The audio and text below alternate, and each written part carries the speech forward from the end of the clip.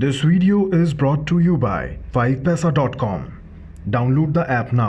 Job interview में क्या जवाब दोस्तों ने दिए थे? लाइफ में जब सब कुछ खुद के दम पर किया है तो इन्वेस्टमेंट क्यों नहीं? अब करो सेल्फ इन्वेस्टमेंट स्टार्ट। डाउनलोड करो 5 पैसा ऐप और खोलो अपना फ्री डीमैट अकाउंट। यूज करो कोड INVEST200। निवेश करना हुआ आसान और फायदेमंद।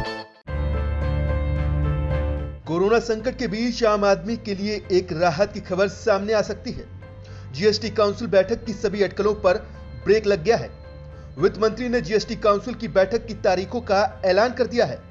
वित्त मंत्री कार्यालय ने जीएसटी काउंसिल की बैठक को लेकर एक ट्वीट किया।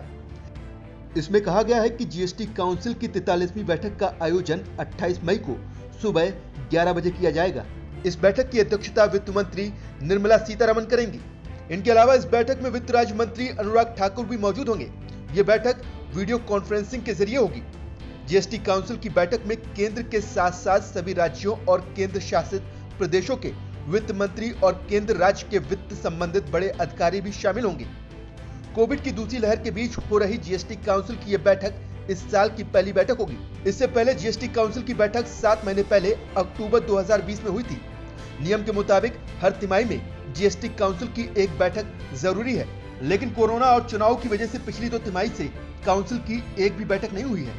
28 मई को होने वाली बैठक में कोरोना वायरस महामारी के कारण राज्यों को हो रहे नुकसान के कारण राज्यों द्वारा मांगी जाने वाली फिस्कल सपोर्ट यानी आर्थिक मदद पर जीएसटी काउंसिल को फैसला करना पड़ सकता है। इसके अलावा इस बैठक में फिस्कल सपोर्ट की डिमांड के साथ वित्त वर्ष 2021-22 जीएसटी कंपनसेशन और जीएसटी रेट को लेकर भी फैसला होने की संभावना है। साथ ही अनुमान है कि इस बैठक में आम आदमी को भी राहत मिल सकती है। घरों में पाइप के जरिए आने वाली गैस, पीएनजी और दोपहिया वाहनों की कीमत थोड़ी कम हो सकती है।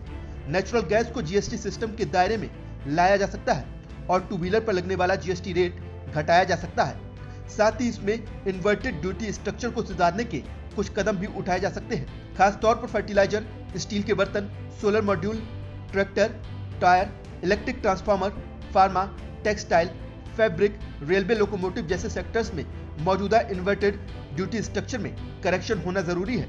इनपुट पर लगने वाला टैक्स आउटपुट पर लगने वाले टैक्स से ज्यादा होने पर इन्वर्टेड ड्यूटी स्ट्रक्चर वाली सिचुएशन बनती है।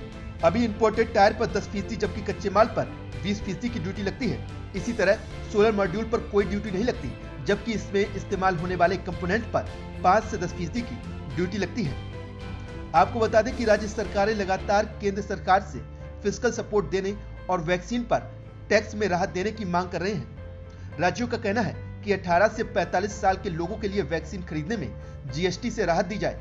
इससे राज्यों पर कम बोझ पड़ेगा और सभी को वैक्सीन मिल सकेगी।